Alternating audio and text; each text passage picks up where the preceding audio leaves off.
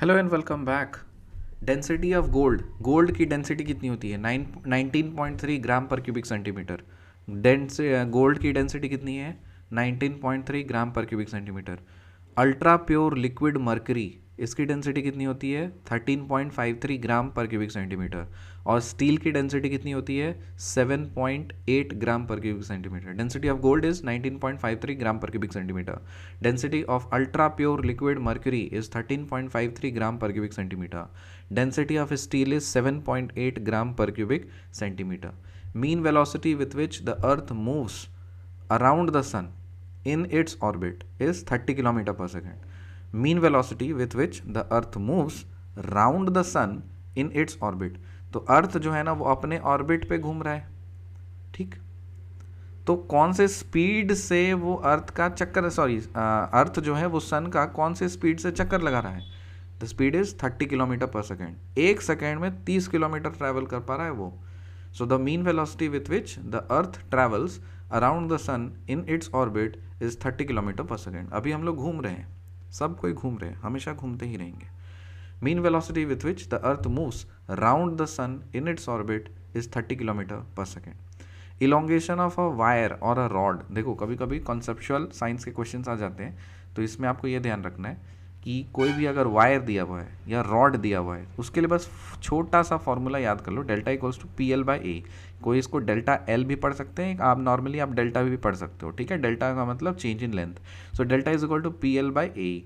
P का मतलब होता है फोर्स या फिर लोड, एल का मतलब होता है लेंथ, ए का मतलब होता है क्रॉस सेक्शनल एरिया, ये जो दिख रहा है cross sectional area, cross section वो इसका एरिया, और कैपिटल ई का मतलब होता है मॉड्यूलस ऑफ इलास्टिसिटी। तो इसमें क्वेश्चन कैसे पूछते हैं? फॉर्मूला नहीं पूछेंगे, क्वेश्चन आपको पूछेंगे कि अगर किसी वायर को यदि मैं फोर्स ज़्यादा लगा दे रहा हूँ तो वो इलोंगेशन ज़्यादा होगा या कम होगा? तो आप बोलोगे हाँ ज़्यादा होगा।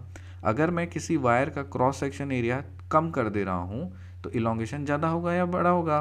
तो देखो यहाँ पे एरिया को कम कर दो तो मैथमेटिकली ये पूरा फैक्टर बढ़ जाएगा, तो इलोंगेशन ज़्यादा हो जाएगा।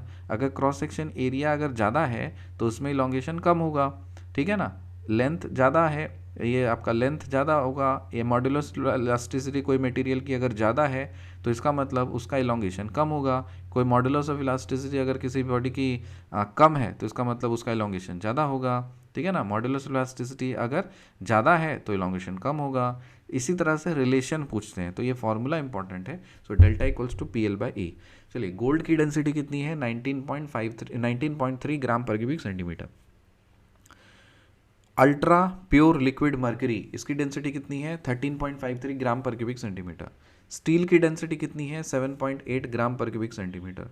Mean velocity with which the earth moves around the sun in its orbit is 30 kilometre per second. Elongation in a wire और रॉड कितना होता है? फॉर्मूला क्या होता है? Delta equals to P L by A E. Delta is the change in length, P is the force और load, L is the length, A is the cross sectional area, E is the modulus of elasticity.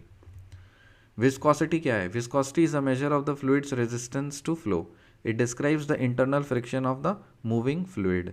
अगर हम लोग arrange करेंगे कुछ materials हैं उसके viscosity में, तो सबसे ज़्यादा विस्कोसिटी मर्करी का होता है, फिर वाटर का होता है, सबसे कम केरोसिन का होता है। तो अगर इंक्रीजिंग ऑर्डर में करेंगे तो viscosity of kerosene is less as compared to water as compared to mercury. तो मर्करी का ज़्यादा होता है विस्कोसिटी, और फिर वाटर का, और फिर केरोसिन का। म्यू का मतलब है विस्कोसिटी या डायनामिक विस्कोसिटी या कोएफिशिएंट ऑफ विस्कोसिटी बोलते हैं। और यहाँ पे जो काइनेमेटिक विस्कोसिटी का फॉर्मूला होता है nu equals to mu by rho होता है। जब आप इस डायनामिक विस्कोसिटी को आप डेंसिटी से डिवाइड कर देते हो तो आपको काइनेमेटिक विस्कोसिटी मिलती है। और इस काइनेमेटिक विस्कोसिटी का दूसरा नाम क्या है? Momentum diffusivity.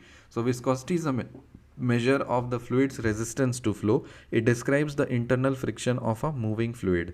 सो मर्करी, वाटर और केरोसिन में सबसे ज़्यादा विस्कोसिटी किसका है? मर्करी का, फिर वाटर का, फिर केरोसिन का। म्यू जो सिंबल है उसको क्या बोलते हैं? विस्कोसिटी बोलते हैं, या डायनेमिक विस्कोसिटी बोलते हैं, कोफिशिएंट ऑफ विस्कोसिटी बोलते हैं। अगर उस म्यू को अगर हम डेंसिटी से डिवाइड कर देंगे तो क्या मिलेगा? न्यू मिलेगा, मतलब काइनेमेटिक विस्कोसिटी मिलेगा। और काइनेमेटिक विस्कोसिटी का दूसरा नाम क्या है? Momentum diffusivity. Ball bearings are use to reduce friction, ये तो सही सबको पता है, फ्रिक्शन को रिड्यूस करने के लिए हम लोग बॉल बेयरिंग्स को इस्तेमाल करते हैं। जो देखो यहाँ पे एक शीट है और एक बॉल है, दोनों का फ्रिक्शन किसका ज़्यादा होगा, फ्रिक्शन ज़्यादा किस में होगा, शीट में ज़्यादा होगा, क्योंकि यहाँ पे जो इफेक्टिव सरफेस एरिया है ना वो ज़्यादा है, बॉल में इफेक्टिव सरफेस एरिया कम है, तो फ्रिक्शन डायरेक्टली प्रोपोर्शनल होता है इफेक्टिव सरफेस कॉन्टैक्ट एरिया से। तो शीट में अगर है तो ये ज़्यादा कॉन्टैक्ट में आएगा, तो इसका मतलब फ्रिक्शन ज़्यादा होगी इसमें। बॉल में कम कॉन्टैक्ट एरिया कम है, तो इसीलिए इसमें फ्रिक्शन कम होगी, इसीलिए हम लोग बॉल बियरिंग्स यूज़ करते हैं। Okay, density of clouds is less than density of air, बहुत कॉमन बेसिक सा क्वेश्चन लेकिन कंफ्यूज करने वाला है। हमें ये पता होना चाहिए कि जो क्लाउड का जो डेंसिटी है ना, डेंसिटी का मतलब क्या होता है, मास per unit volume. So cloud की जो डेंसिटी है वो हवा से कम होती है। So the density of cloud is less then the density of air, density of cloud is less then the density of air. Cryogenics is not used in telemetry, क्या ये बात सही है, टेलीमेट्री में हम लोग क्रायोजेनिक्स को यूज़ कर सकते हैं क्या, नहीं, cryogenics is not used in telemetry. फिर देखिए, when water is heated from 0 degree Celsius to 10 degree Celsius, उसका जो वॉल्यूम है सबसे पहले घटेगा और उसके बाद फिर बढ़ना शुरू हो जाएगा। तो ये नंबर लाइन आपको याद रखना है और ये फिगर याद रखना है, एक स्माइल वाला फिगर, कि 0 डिग्री सेल्सियस, फिर 4 डिग्री सेल्सियस और 10 डिग्री सेल्सियस। तो 0 डिग्री सेल्सियस से 4 डिग्री सेल्सियस के बीच में आपका वॉल्यूम घटना शुरू होता है। उसके बाद फिर वॉल्यूम सबसे मिनिमम हो जाता है कहाँ पे, 4 डिग्री सेल्सियस पे। उसके बाद फिर वॉल्यूम बढ़ना शुरू हो जाता है। तो हमें पता है density is equal to mass by volume होता है। वॉल्यूम जहाँ पे मिनिमम होगा बाबू, वहाँ पे डेंसिटी मैक्सिमम होगा। तो वॉल्यूम मिनिमम कहाँ पे हो रहा है, 4 डिग्री सेल्सियस पे, तो डेंसिटी मैक्सिमम कहाँ पे होगा, 4 डिग्री सेल्सियस पे। तो पानी का जो डेंसिटी होता है ना वो मैक्सिमम कहाँ पे होता है, 4 डिग्री सेल्सियस पे। और कितना होता है वाटर का density, 1000 kg per cubic metre. तो ये मैक्सिमम डेंसिटी है। इसके लेफ्ट हैंड साइड में और राइट हैंड साइड में जो इसकी वैल्यू आएगी ऑब्वियसली 1000 से कम होगी। ओके, यहाँ पे 1000 से कम होगी। गुड। तो मैक्सिमम डेंसिटी हो जाता है यहाँ पे, वॉल्यूम बढ़ना शुरू हो जाएगा तो डेंसिटी घटना शुरू हो जाएगा, और यहाँ पे वॉल्यूम घट रहा है तो उसका मतलब डेंसिटी यहाँ पे बढ़ रहा है। Okay, so when water is heated from 0 degree Celsius to 10 degree Celsius, its volume first decreases and then increases. Density of water is maximum at 4 degree Celsius which is 1000 kg per cubic metre. चलिए recap करते हैं। Density of gold कितना है, 19.3 gram per cubic centimetre. Density of ultra pure liquid mercury कितना है, 13.53 gram per cubic centimetre. Density of steel कितना होता है, 7.8 gram per cubic centimetre. Mean velocity with which the earth moves around the sun in its orbit is 30 kilometre per second. Elongation in a wire और rod का formula क्या होता है, delta equals to PL by E, where P का मतलब होता है force और लोड, L का मतलब होता है लेंथ, A का मतलब होता है क्रॉस सेक्शनल एरिया और E का मतलब होता है modulus of elasticity.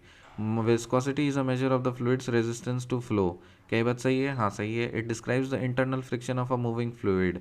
Kerosene, density of kerosene is less than density of water is less than density of mercury. Mu का मतलब क्या होता है, विस्कोसिटी या डायनेमिक विस्कोसिटी या कोफिशिएंट ऑफ विस्कोसिटी। न्यू का मतलब होता है mu by rho, that is kinematic viscosity. Nu का मतलब काइनेमेटिक विस्कोसिटी, और इसको हम लोग क्या बोलते हैं, मोमेंटम डिफ्यूजिविटी बोलते हैं। बॉल बियरिंग्स का यूज़ करते हैं हम लोग फ्रिक्शन को रिड्यूस करने में। शीट का contact area, surface area, contact surface area जो होता है वो बड़ा होता है, ज़्यादा होता है, बॉल का कम होता है, इसीलिए हम लोग बॉल बियरिंग यूज़ करते हैं। डेंसिटी ऑफ क्लाउड्स और डेंसिटी ऑफ एयर में कौन बड़ा कौन छोटा, density of clouds is less then the density of air. Cryogenics को क्या हम टेलीमेट्री में यूज़ करते हैं, नहीं, बिल्कुल नहीं। वाटर को यदि अगर हम 0 डिग्री सेल्सियस से 10 डिग्री सेल्सियस पे हम हीट करते हैं तो उसका जो वॉल्यूम होता है पहले घटता है फिर वॉल्यूम बढ़ता है, तो घटेगा तो ऑब्वियसली कहीं ना कहीं जाके मिनिमम होगा। तो कहाँ पे मिनिमम होता है, 4 डिग्री सेल्सियस पे। वॉल्यूम अगर 4 डिग्री सेल्सियस पे मिनिमम है तो डेंसिटी वहाँ पे मैक्सिमम हो जाएगी। क्यों, क्योंकि हमें पता है density is mass by volume. इस वाले फैक्टर में वॉल्यूम डिनोमिनेटर अगर कम करें तो न्यूमरेटर बढ़ जाएगा, मतलब ये फैक्टर बढ़ जाएगा उसी तरह से। तो density of water at 4 degree Celsius is maximum at 4 degree Celsius, और उसका वैल्यू कितना है, 1000 kg per cubic metre. Okay, मिलते हैं आपसे अगली वीडियो में, तब तक के लिए बाय।